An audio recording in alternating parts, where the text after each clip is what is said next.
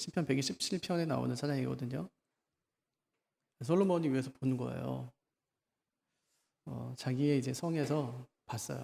그랬더니 사람들이 막 성전을 향해 엄청 막 몰려드는 거예요. 깨달았어요. 이 사람들이 왜 이렇게 올라올까? 이 사람들이 올라오면서 무슨 생각을 할까? 마침내 깨달은 결론이 있어요. 이 성을 하나님이 지으셨구나. 이 성전을 하나님이 지으셨구나. 하고 생각하면서 올라가는 거예요. 사람이 수고한다고 해서 성전을 지을 수 있는 것이 아니구나. 성을 자기 힘으로 지키는 것이 아니구나. 하나님이 지켜주셔야 되는 거구나. 네. 성전에 올라간 노래를 지었어요. 심전에는 미얀마에서 선교하시는 선교사님이 참 이번에 코로나 걸려서 아주 위독하다는 연락을 받았어요.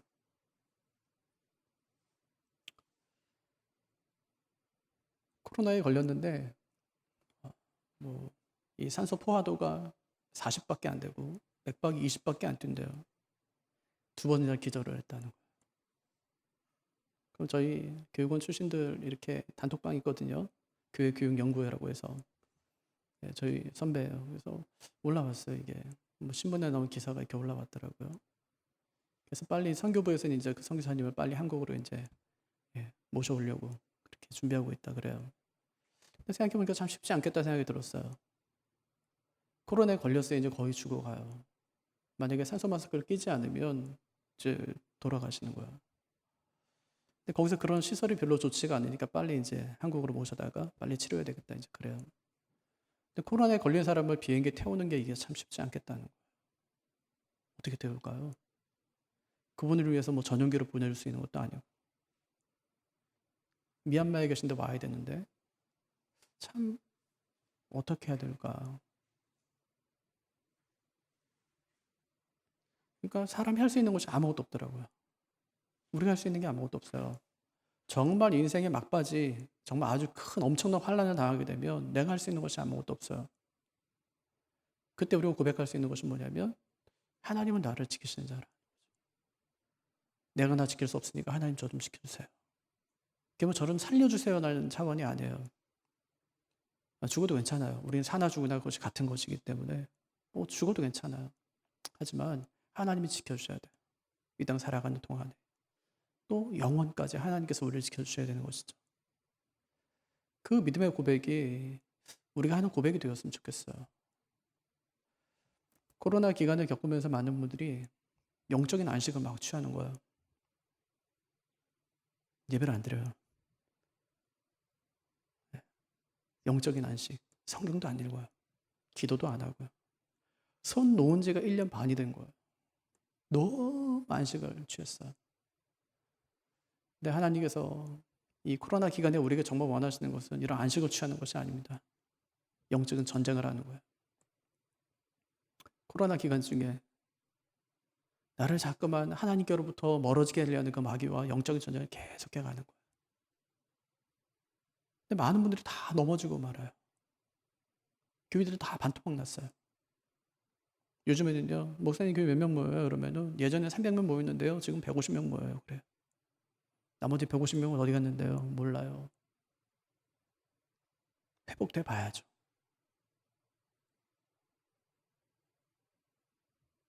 영적인 전쟁을 하는 기간이에요.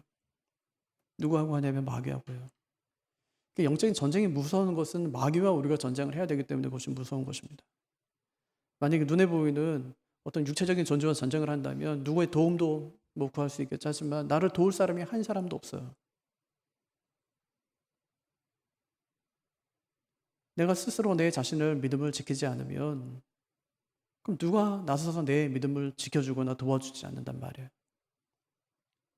특별히 코로나 기간 동안에 지금이 영적인 전쟁을 하는 기간이구나 하고 여러분 생각하시기를 바라요. 그래도 감사한 것은 아까 장로님 기도처럼 성경 필사를 많이들 신청해 주셨어요. 코로나 기간 동안에 앞으로 얼마가 될지 모르지만 내년까지 한번 써보겠습니다 하고 이제 제가 간절히 바라고 한 가지 소망하는 것은 그냥 다 썼다 뭐 힘드네 여기서 끝나지 않았으면 좋겠다는 거. 야, 진짜 성경 필sä기 다시는 할 게 아니구나. 야, 이게 써도 끝이 없네. 야, 너무 힘들었어. 이것이 아니라 한자 한자 성경을 우리가 받아서 기록할 때마다 내 마음에도 그 말씀이 새겨졌으면 좋겠어요. 그 말씀을 기록하면서 내 마음판에도 잘 새겼으면 좋겠어요. 그래서 하나님께서 신명기에 17장에 보면 하나님께서 그렇게 말씀하시잖아요. 솔로몬 왕에게, 앞으로 왕이 될 사람들에게 율법적을 다 필사하래요. 직접 네가 필사하래요. 그리고 네 곁에 두고 읽으라고 그렇게 말씀하셨어요. 성경을 기록하는 것이 굉장히 중요하다는 뜻이죠. 한자 한자 기록하면서 내 마음에도 새기는 것이 굉장히 중요합니다. 그래서 이 코로나 기간 동안에 이 영적인 전쟁을 내가 지금 치르고 있다 하고 생각하고 그 영적인 전쟁에 승리하는 분들이 꼭 되시기를 바랍니다. 가정에서 예배하시는 분들 특별히 아예 이따가 뭐 저녁에 뭐 실시간 올라온 거 있으니까 그거 그때 뭐 보고 나중에 예배하지 하고 하지만 마귀가 그냥 두지 않는다니까요. 마귀가 우리에게 가장 먼저 시험하는 것이 뭐냐면 하나님으로부터 멀어지게 하는, 그 단적으로 나타나는 것이 바로 예배 아닙니까? 예배를 드리지 못하게 하는 거예요. 아예 뭐 다음 주 드리면 되지 하고 또 다음 주에 드리면 되는 거니까. 우리를 그리스도인이라고 그렇게 부르죠. 그리스도인. 안디옥 교회에서 먼저 이제 생겨진 말 아니에요. 예수님을 열심히 믿다 보니까 사람들이 저 사람들이 그리스도인이야 하고 이야기해서 뭐 좋은 말은 아니죠. 예수쟁이 뭐 그런 뜻이니까요. 그리스도인이 무슨 뜻일까요? 그리스도께 속한 자 그런 뜻이거든요. 헬라어로는 크리스티아노스라는 말인데 이게 누구의 종, 누구의 부하군사 이런 뜻이에요. 누굴까요? 예수님의 부하군사. 그게 그리스도인이라는 말이에요. 바울이 에베소서를 이렇게 하면서 1장에 보면 하나님께서 너희에게 신령한 복을 주셨다 그렇게 말씀합니다. 신령한 복 뭘까요? 이 땅에 돈 많이 버는 거 그런 거 아니고요. 영적인 복인데 그게 구원이에요. 구원. 그래서 바울이 로마서 6장에 보면 너희 자신을 주에 대하여는 죽은 자요 예수 안에서 하나님에 대하여는 산 자로 여길지어다 그렇게 이야기해요. 무슨 얘기냐면 너희는 마귀에게 속한 사람들 아니라는 거예요. 하나님께 속한 사람들이라는 말이에요. 그래서 어떻게 살라고 말씀하죠? 그 마귀와 싸우며 살래요. 마귀의 종으로 살지 말라고 그렇게 말씀하는 것이죠. 왜 그러냐면 마귀는 지금도 우는 사자처럼 두루 다니면서 삼킬 자를 찾기 때문에. 마귀의 공격 목표가 뭘까요? 찰스 스탠리 목사님이 마음 전쟁이라는 책에서 그래서 네 가지를 요약하는데 첫째는 하나님으로부터 멀어지게 하는 것. 마귀의 공격 목표 첫 번째. 하나님으로부터 우리를 멀어지게 하는, 예배드리지 못하게 하는 것. 예배를 방해하는 것. 첫 번째. 두 번째. 하나님의 계획이 우리 삶에서 실현되지 못하게 하는 것. 하나님의 계획이 우리 삶에서 실현되지 못하게 하는 것.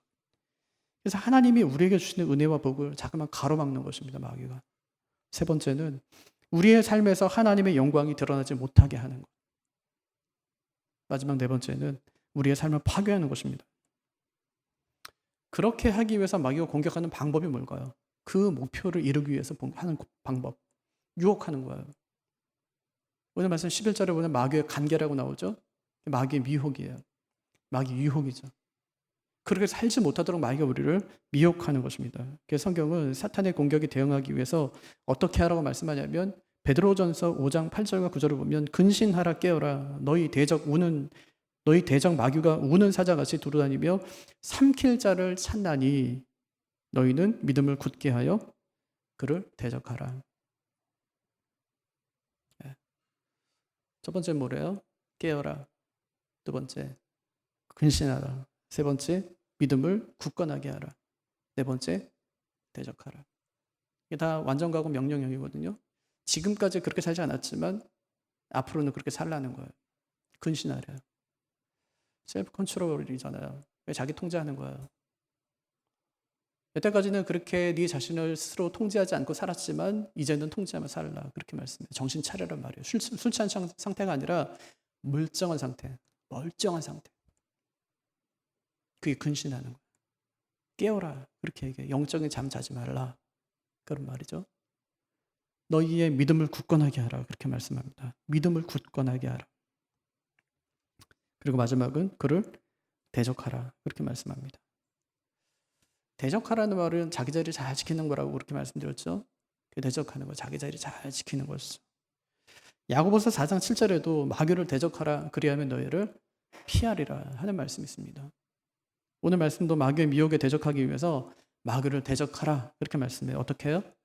하나님의 전신갑주를 입고. 우리 이미 진리 허리띠에 의해 호심경, 또 평안의 복음이 준비한 신발에 관해 살펴보았습니다. 이걸 살펴본 결과 하나님의 전신갑주는 우리에게 없는 것을 하나님께서 새롭게 주신 것이 아니에요. 우리가 예수 믿을 때 하나님께 전부 다 주신 거예요. 그걸 사용해라 이렇게 말씀하세요. 예를 들면 이런 건데 군대 가잖아요. 그럼 뭐 주냐면 보급품 줘요. 옷도 주고요. 신발도 주고 양말도 주고 속옷도 주고 나중에 총도 줘요. 다 줘요. 이걸 왜 주지? 몰라요. 왜냐하면 어디 쓰는지 모르기 때문에. 그런데 이미 알아요. 부대에서는. 다 알고 미리 다 지급해 주는 거예요. 군생활 하는 동안에 필요한 모든 것을 한 번에 다 지급해 줘요. 근데 문제는 뭐냐면 몰라서 못 쓰는 거예요. 없어서 못 쓰는 게 아니라 몰라서 못 써요. 어떤 사람. 아니 총 들고 나오라는데 총이 뭔지 몰라요. 총을 안 들고 나가요. 빗자루 들고 나가. 뭐 어떻게 되겠어요.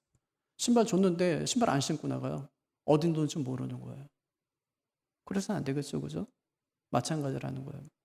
우리가 예수 믿을 때 하나님께서 마귀와 전쟁할 때, 영적인 전쟁을 할 때 필요한 모든 것을 하나님께서 이미 다 주셨어요. 다 주셨어요. 군대 가면 제일 먼저 하는 게 옷 입는 법을 알려주는 거예요. 옷 입는 법. 위에 상의는 어떻게 입어야 되는지, 바지 속에 넣어야 되고요. 또 여름엔 더우니까 걷어야 될 때는 몇 번을 걷어야 되는지, 모자를 쓸 때는 어떻게 써야 되는지, 눈높이와 이 챙의 그 앞에 그 위치가 어때야 되는지를 다 알려줘요. 총은 어떻게 들어야 되는 건지, 총 관리는 어떻게 해야 되는 건지, 총을 쏠 때는 어떻게 쏴야 되는 건지 다 알려줍니다. 옷 입는 법을 알려주는 거예요. 근데 하나님께서 마귀와 싸울 때 어떻게 옷 입고 나가라고 하나님께서 이미 미리 우리에게 다 알려주시는 것입니다. 그래서 우리가 그리스도의 부하 군사가 되어서 마귀와 어떻게 대적하며 싸워야 될지를 하나님께서 장비 하나하나를 설명해 주시면서 우리에게 알려주시는 것이죠. 근데 오늘 우리가 살펴볼 네 번째 장비가 믿음의 방패입니다. 그럼 방패 언제 쓸까요? 방패. 요즘 방패 볼 일이 없죠? 근데 가끔 이제 TV에서 볼 때 있어요. 시위대를 진압하는 경찰. 그 경찰들이 든 그 경찰 방패. 가끔 보죠? 이거는 공격용입니까? 아니면은 이거는 방어용입니까? 방패는 주로 방어용이죠. 하지만 방패가 꼭 방어용만은 아니에요. 고대 로마의 군대가 싸우는 그 장면을 보면은 방패 앞에다 칼을 붙여요. 검. 그리고 스파이크를 붙여 놓습니다. 앞에다 뭐 진 같은 거, 뾰족한 진 같은 걸 붙여 놓는 거죠. 그리고 어떻게 하냐면 방패와 방패를 사람이 어깨와 어깨를 맞대고 계속 앞으로 나아가는 거예요. 그러면 그곳에 계속 진격하면 진격할수록 그것이 무기가 되어서 많은 사람들, 그 앞에 있는 사람들이 전부 죽어가 나가는 것이겠죠. 그렇게 공격용 무기로도 그 방패가 사용됐다는 말입니다. 로마 군인들이 든 방패는 굉장히 컸거든요. 아주 큰 거는 길이가 뭐 한 180 정도 되고요.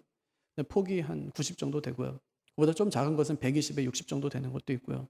이건 육탄전을 할 때 사용했던 방패는 아니에요. 무겁기 때문에 이걸 들고 나가서 칼싸움하는 건 이거는 뭐 가능하지가 않아요. 그때는 둥근 방패를 가지고 나가겠죠. 둥근 방패를 왼손에 들고 또는 오른손에 들고 칼을 한쪽에 잡고 아마 전쟁을 치렀을 것입니다. 이렇게 큰 방패는 어디에 사용했을까요? 주로 공성전을 할 때요. 공성전. 그 바벨론이 느부갓네살이 그 남유다를 칠 때, 그때 시드기야 때, 그때 이제 했던 일은 뭐냐면 1년 반 동안 밖에다 군사들을 갖다 그냥 삥 둘러서 그냥 포위해 놓는 거였어요. 그게 공성전이에요. 복음도를 첫째 차단하는 거죠. 약한 부분, 취약한 부분이 있으면 거길 집중적으로 해서 뚫고 들어가는 거예요, 성을. 그게 공성전이거든요. 길게 했던 공성전도 있어요. 알렉산더 대왕이 그 티로스 전쟁에서 공성전을 펼쳐요. 무려 13년 동안이나. 왜 이렇게 무너지지 않았냐? 복음로가 차단되지는 않는 거예요. 왜냐? 티로스에는 2개의 항구가 있었거든요. 그러니까 여기 육지에서 막을 수 있겠는데 해상에서 막을 수가 없어요. 복음로가 계속 글로 들어가게 되다 보니까 나중에는 뭐 이렇게 오랜 시간이 걸렸다는 말입니다. 그래서 그렇게 성을 향해서 돌격할 때 사용했던 것이 그것이 큰 방패였습니다. 그 방패와 방패의 사이를 연결하는 거예요. 그래서 큰 방패벽을 형성하는 겁니다. 그래서 앞에 있는 군사와 옆에 있는 군사들은 자기 앞에다 이 방패를 갖다가 세우고, 그다음에 이제 중간에 있는 병사들은 방패를 위로 들어서 자기들의 머리를 다 보호하는 거예요. 마치 거북이 등껍질 같이. 요즘에도 가끔 이제 시위대로 진압하는 그 경찰들이 또 시내로 진압하는 사람들이 방패로 자기의 머리를 가리고 앞을 막고 옆을 막는 것을 보셨을 거예요. 그게 이제 고대 로마 제국에서 군인들이 사용했던 그 방식이었었어요. 뭘 막기 위해서 그랬을까요? 성에서 날아오는 화살을 막기 위해서요. 화살을 막기 위해서. 근데 더 심각한 건 뭐냐? 화살보다 불화살이에요. 이 화살에다가 천을 갖다 둘둘둘 감고 그 앞에다가 이제 송진을 묻히고 거기다 불을 붙여서 쏘는 그 화살들이었어요. 이것을 막기 위해서 두꺼운 가죽을 갖다 여러 겹 붙여가지고 거기다 물을 먹인 다음에 방패를 머리에 이는 거예요. 그래서 그 불화살들을 이겨냈다는 것입니다. 근데 바울이 지금 그 장면을 떠올리는 거죠. 그렇게 날아오는 마귀의 불화살을 막기 위해서 믿음의 방패를 가져라. 그렇게 말씀하세요. 16절 모든 것 위에 믿음의 방패를 가지고 이로써 능히 약한 자의 모든 불화살을 소멸하고, 모든 불화살을 그렇게 이야기하죠. 이게 하나 두 개가 아니라는 말이에요. 굉장히 많은 불화살들이 쏟아져 나오고 있다는 거 이제 말씀하는 거죠. 우리 인생에 이 마귀의 불화살이 쏟아진다는 것입니다. 이 불화살은 뭘까요? 우리 인생을 가장 힘들고 어렵게 만드는 것들이에요. 욥이 당한 시험과 같은 것이죠. 하루아침에 다 모든 걸 잃어버렸어요. 하루아침에 재산이 다 날아가고 10명의 자녀가 다 죽고 아내마저 저주하고 떠나가 버립니다.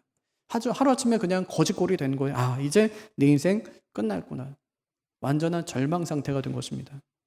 우리도 가끔 이제 그런 시험을 당하는 분들을 보죠. 아니, 아빠가 먼저 죽은 거예요. 아침에 잘 갔다 올게 하고 이제 출근을 건강하게 했던 아빠가 갑자기 남편이 죽었어요.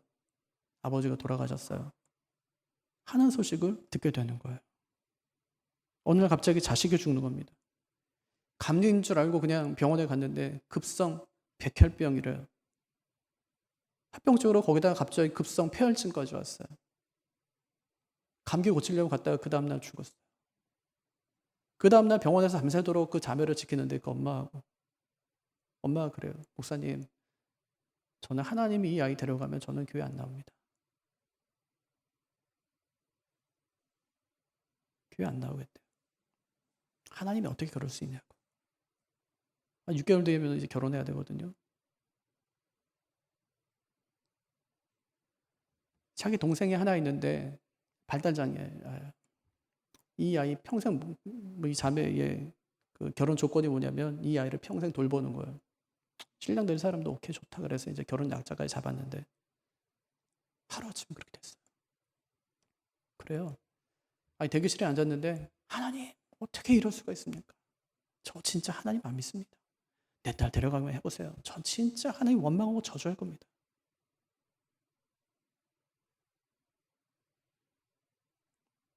인생의 불시험이 닥친 거죠. 감당할 수 없는 시험이 그분에게 닥친 거예요. 이처럼 우리가 감당하기 힘든 그 어려운 시험이 내 주변에 아주 가까이 있다는 것입니다. 그래서 베드로가요, 너희가 불시험 당하는 것을 이상한 일 당한 것 같이 이상히 여기지 말라. 그렇게 얘기했어요.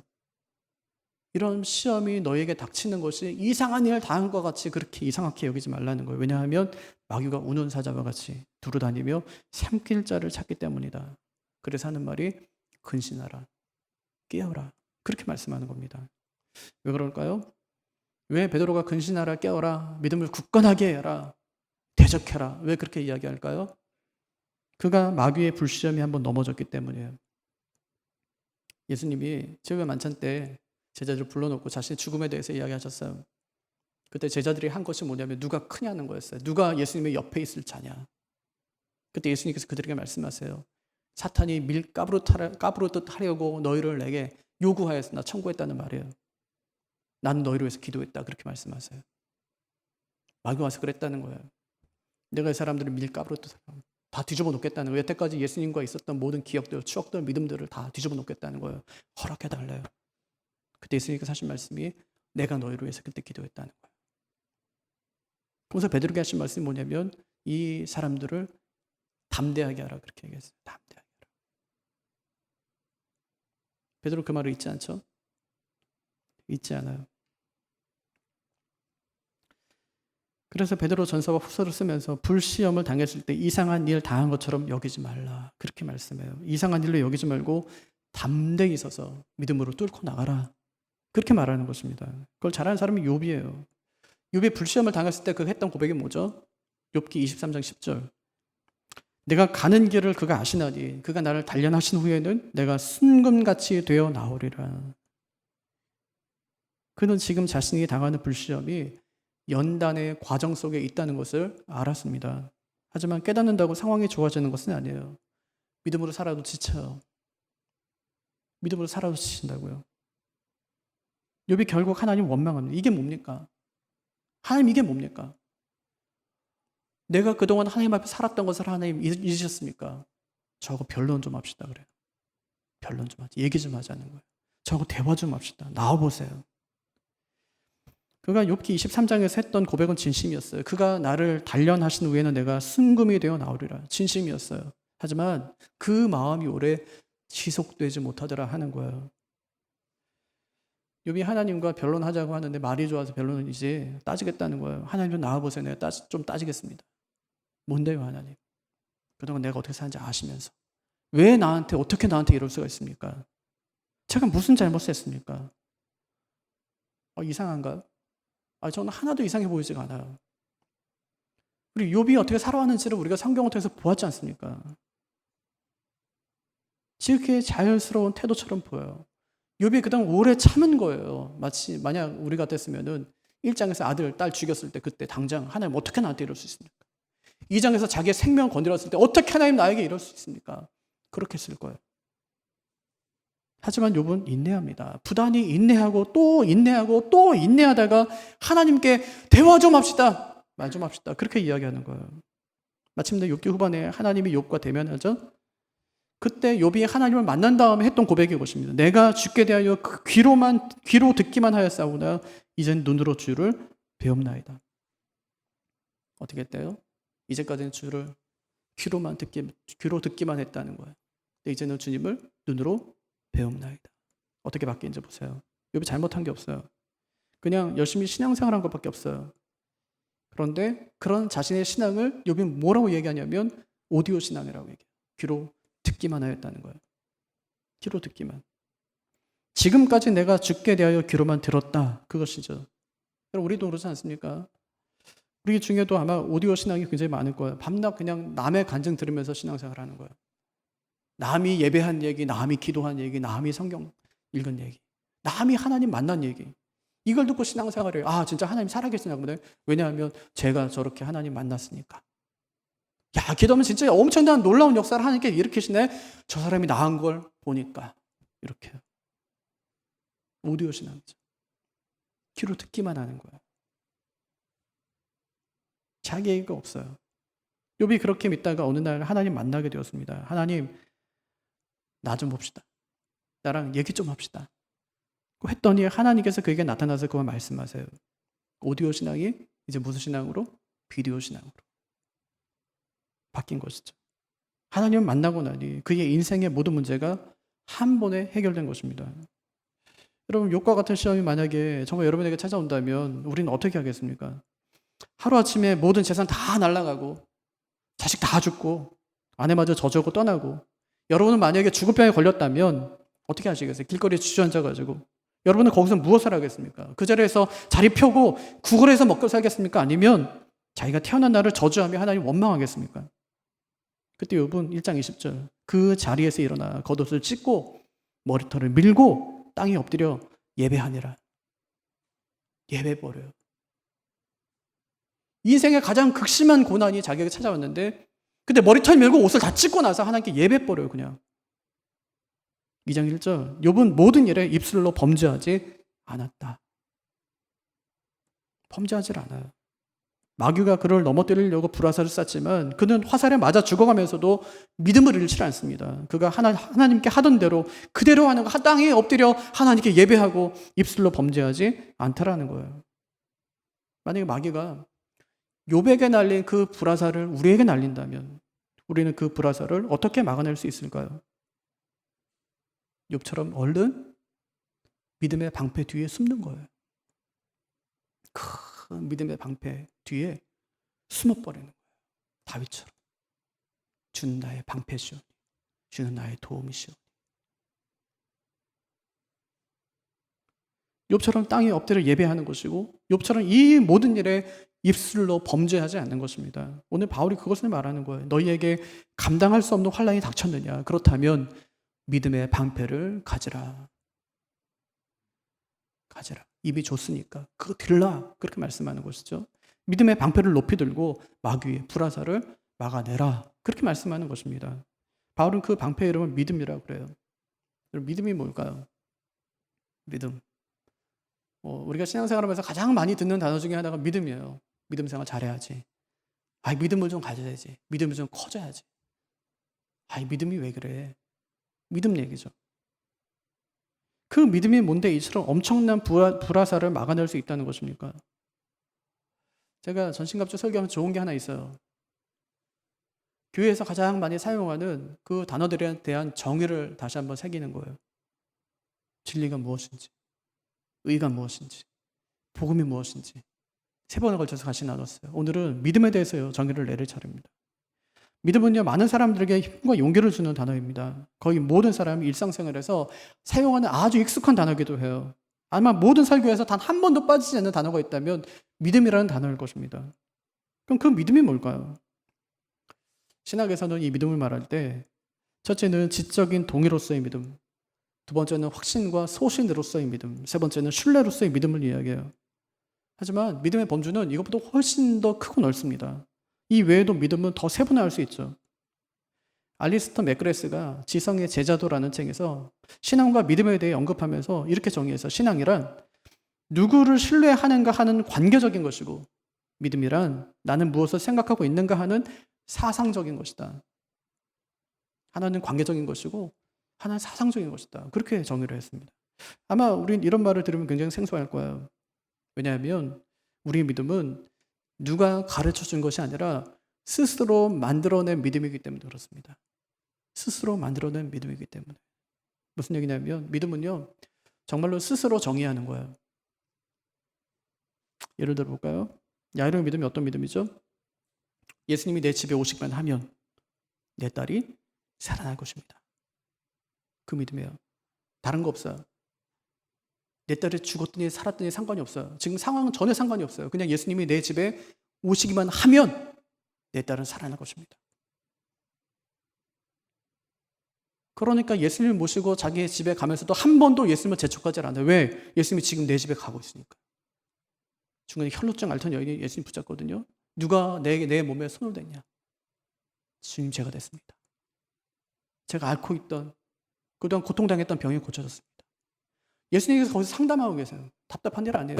이건 났으니까 나중에 너 따라와 이렇게 하고 나중에 하면 되는 건데.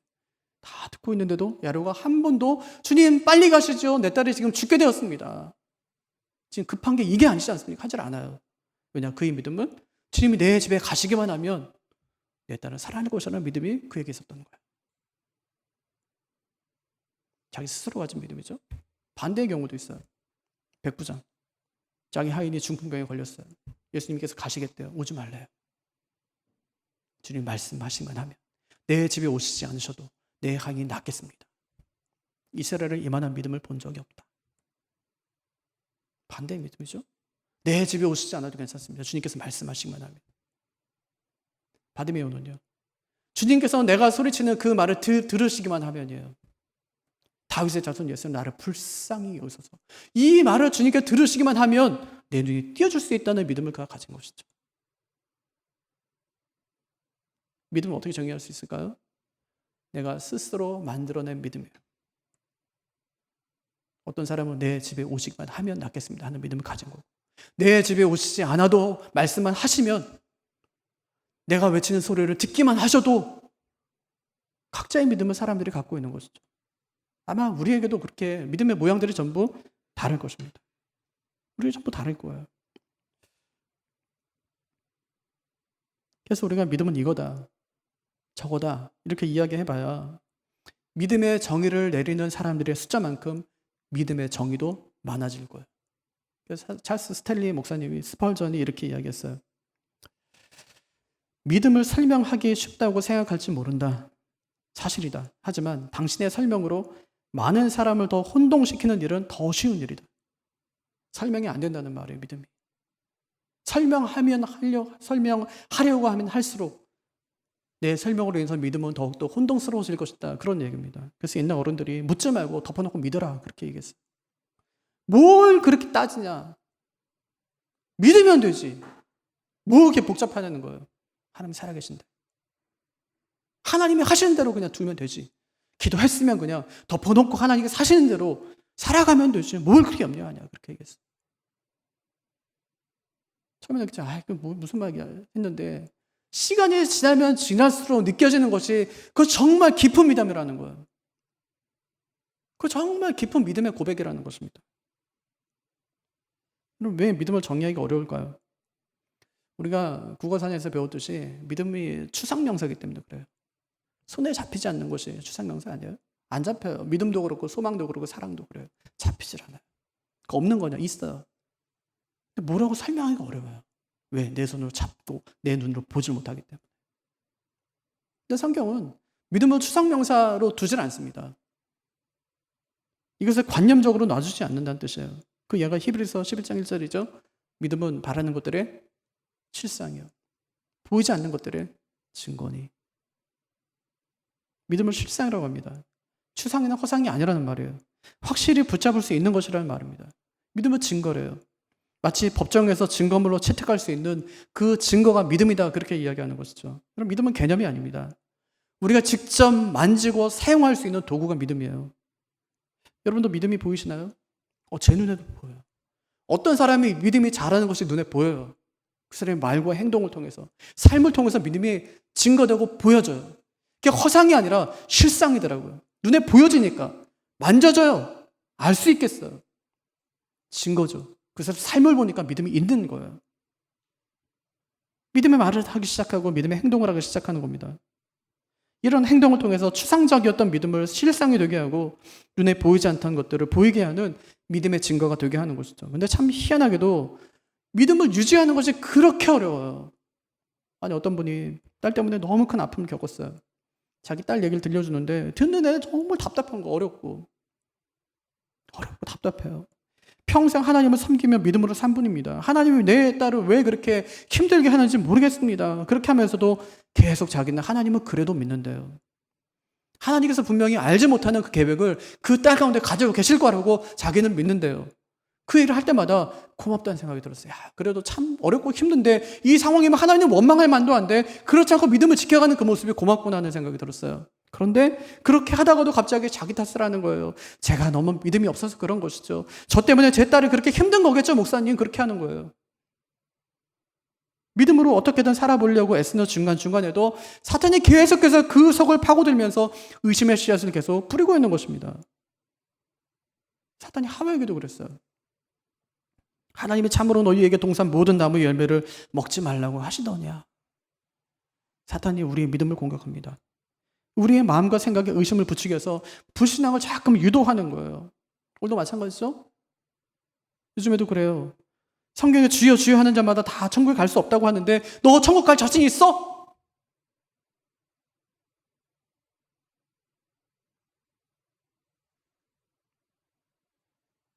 그리고 뒤에 묻는 것이 뭐냐면 너 죄인이야 의인이야 그렇게 물어요. 죄인이라고 그러면 그럼 구원받을 수 없겠네. 죄인이 어떻게 구원받아?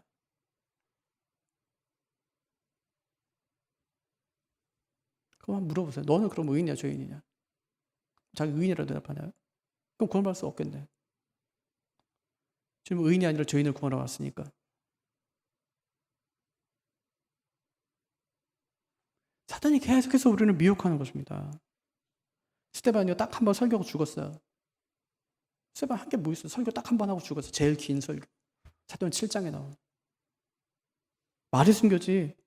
어떤 사람이 볼 때는 예수 믿더니 진짜 인생 불쌍하게 됐다, 그러는 거예요. 사도 바울이요? 장래가 아주 촉망받는 그런 청년이었어요.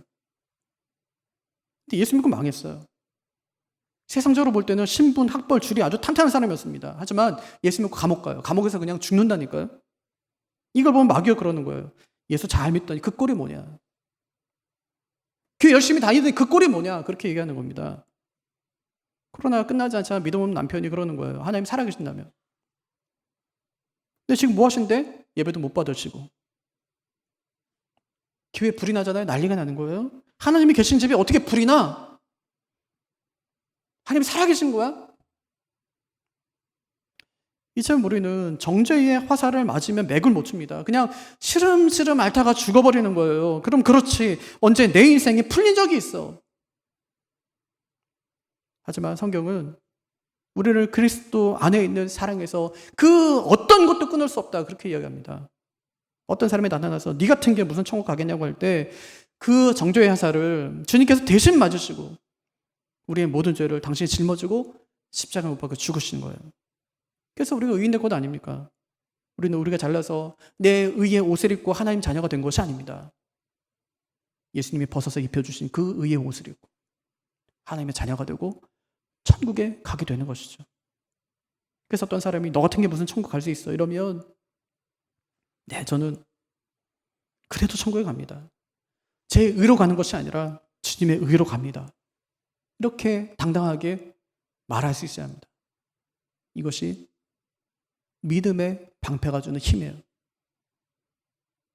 내 힘으로 내가 원해서 가진 방패가 아니라 하나님께서 필요할 때 쓰라고 주신 방패이기 때문에 그때 내가 그 방패를 들고 믿음으로 맞서게 되면 사탄의 어떤 불시험도 불화살도 이길 수 있게 되는 것입니다. 우리 중에 누가 자기 믿음을 자랑할 사람이 있겠습니까? 철의 믿음을 가졌다고 그렇게 이야기하는 주기철 목사님도 그 자녀들의 이야기를 들어보면 마지막에 일본 순사가 와서 죽이려고 끌고 가려고 하니까 나 가기 싫어 그렇게 하면서 억지로 끌려가서 순교당했다고 합니다. 충격적이지 않습니까? 그토록 두려운 거예요. 그게 남의 얘기니까 그냥 웃으면서 하나님을 찬송하면서 세반처럼 돌에 맞아 죽어가면서도 씩 웃으며 천사의 얼굴처럼 돼서 하나님 나라에 갈 수 있는 것이라고 생각하는 것이죠. 그것이 내일이 되게 되면 다른 거예요. 다른 사람의 불행에 대해서 얼마든지 우리가 위로해 줄 수 있지만 욥의 세 친구처럼 막상 그 일이 내일이 되게 되면 그 위로가 하나도 위로가 되질 않는 거예요. 우리가 그런 존재입니다. 그러니 마귀의 불화살을 우리의 힘으로 어떻게 막아내겠습니까? 그건 내가 막아낼 수가 없어요. 그래서 바울이 믿음의 방패를 들이대라. 믿음의 방패를. 내 힘이 아니라 주님의 힘으로, 내 능력이 아니라 주님의 능력으로, 내 이름이 아니라 예수 그리스도의 이름으로 마귀의 간결을 막아서라. 그렇게 이야기하는 것이죠. 세상 살다가 어려움이 찾아왔을 때 마귀가 정죄의 화살을 우리에게 마구 쏘아댈 때 우리는 어떤 방패를 들어야 됩니까? 그때마다 예수님께서 여전히 나를 사랑하신다는 믿음의 방패를 들어야 합니다. 예수님께서 나를 사랑하심으로 내 죄를 대신해서 십자가에 자신이 못 박히셨다는 그 믿음의 방패를 강력하게 들이대야 합니다. 스테반 집사님은 하나님 보좌 우편에 서서 자신을 변호하는 예수님을 봤을 때 자신감이 생겼어요. 그 모습을 보고 그가 돌 던지는 사람들을 향해서 뭐라고 이야기합니까? 저들의 죄를 용서해 주십시오. 저들이 자기가 하는 일을 알지 못합니다. 이것은 그의 고매한 인격에서 나온 것이 아닙니다. 교육을 잘 받았기 때문도 아니에요. 심지어 그가 예수를 잘 믿어서도 아닙니다. 그가 주님을 보았기 때문이죠. 그가 주님을 보자 믿음의 방패를 들 힘이 생긴 것입니다. 요즘처럼 예수 믿는데 힘 빠지는 때가 없어요. 모일 수 있어야지 뭐라도 해볼 것 아닙니까? 모이지도 마라, 성가대도 하지 마라, 통성기도 하지 마라, 수련회 안 된다, 성경학교 안 된다. 무슨 힘이 나겠어요? 상황을 보면 하나도 힘이 안 납니다. 사람이 와야 뭐 장사를 할 것 아닙니까? 학생이 뭐 와야 가르칠 것 아닙니까? 하지만 교회 와야 기도를 하지 사람이 안 오는데 뭘 하라는 것입니까? 아무리 봐도 힘이 안 납니다. 그런데 오늘 말씀은 힘은 거기서 나오는 건 아니다, 그렇게 말씀하세요. 힘은 그런 상황에 주어지면 나오는 것이 아니다, 그렇게 말씀하는 거예요. 네가 믿고 있는 바에서 나온다. 그렇게 말씀하죠. 네가 믿고 있는 바에서 나온다. 믿음은 결국 스스로 만들어내는 것이라는 말입니다. 내 믿음이 너를 구원하는 것입니다. 믿음대로 역사하는 것입니다. 야로처럼 믿는 사람도 있고 백부장처럼 믿는 사람도 있고 바디메오처럼 믿는 사람도 있다는 것입니다. 중요한 것은 상황이 어떻든지 그 상황의 중심에 주님이 계시면 그것으로 된 것이다 하는 거예요. 예수님만 계시면 그분이 내 집이 오든지 오지 않든지 내 눈을 만지든지 만지지 않든지 그건 상관이 없어요. 그분의 말씀이 중요하고 그분의 결정이 중요하지 지금 내 상황이 어떤지 어떻게 하면 이 상황이 해결될 수 있을지 그것은 중요하지 않다는 말입니다. 그냥 그분을 믿는 그 믿음 자체가 중요하다 그렇게 말씀하는 것이죠. 믿음은 추상명사입니다. 믿음을 손으로 만질 수 있는 사람은 한 사람도 없어요. 하지만 믿음은 욥처럼 하나님에 대해 귀로만 듣다가 어느 순간 하나님을 만나게 하는 것이 그것이 믿음이라는 것입니다. 하나님을 보게 하는 거예요. 하나님이 내 어려운 상황 속에 안 계신 줄 알았더니 그동안 나와 함께 계셨던 그 하나님을 보게 만드는 것이 그것이 믿음이라는 것입니다. 다윗이 그래서 고난 중에 하나님을 찾는 거예요. 아무도 의지할 자가 없을 때 그때 하나님을 구합니다. 원수의 공격 앞에서 자신의 방패이신 그 하나님께 부르짖어요. 주는 나의 은신처요 방패시라. 내가 주의 말씀을 바라나이다. 우리 영혼이 하나님을 바라며 그는 우리의 도움과 방패시로다. 여호와여 주는 나의 방패시요 나의 영광이시요 나의 머리를 드시는 자니시이니이다. 계속해서 그것을 헤아릴 수 없을 만큼 위기 속에 어려움 속에 고통 속에 나의 방패이신 하나님을 다윗이 찾고 또 찾습니다. 사랑하는 성도 여러분, 믿음의 방패는 내가 만드는 것이 아닙니다. 내 믿음의 크기에 따라서 내 방패의 크기가 결정되는 것도 아닙니다. 믿음의 방패는 그냥 하나님 자체십니다. 내가 하나님을 믿는 그 순간에 그리스도의 부하가 되는 그 순간에 자신이 나의 믿음의 방패가 되어 주시겠다고 약속하셨고 또 되어 주셨습니다. 자신을 우리에게 주신 것입니다. 그래서 마귀가 우리에게 시비를 걸어올 때 마귀가 우리에게 엄청난 혼란과 고통의 불화살을 우리에게 마구 쏘아댈 때 그때 하나님께서 나를 들라, 나를 앞세우라, 나를 가지라 그렇게 말씀하고 계신 거예요. 그래서 다윗이 하나님을 의지하라고 말합니다. 시편 119편을 보면 이스라엘아 여호와를 의지하라. 아론의 집안 여호와를 의지하라. 경건한 자들아 여호와를 의지하라. 왜 의지하라고 말씀할까요? 그가 너희의 방패시며 너희의 도움이시기 때문이다. 그렇게 말씀해요. 의지하래요. 국가도 의지해라. 가정도 의지해라. 개인도 의지해라. 교회도 의지해라. 그 말이에요. 왜냐? 그가 너희의 방패시기 때문에 너희의 환난을 막아줄 것이기 때문에 의지하라. 그렇게 말씀하고 계신 것이죠. 그 하나님을 더욱더 의지하시기를 바랍니다. 인생이 참 어려울수록 그 하나님을 더 의지하시기를 바랍니다. 우리가 주님의 부하가 되는 그 순간 하나님은 내 편이 되어주셨습니다. 나의 방패가 되신 그 하나님 앞세우며 믿음으로 승리하는 우리 모두가 되기를 주님의 이름으로 축복합니다.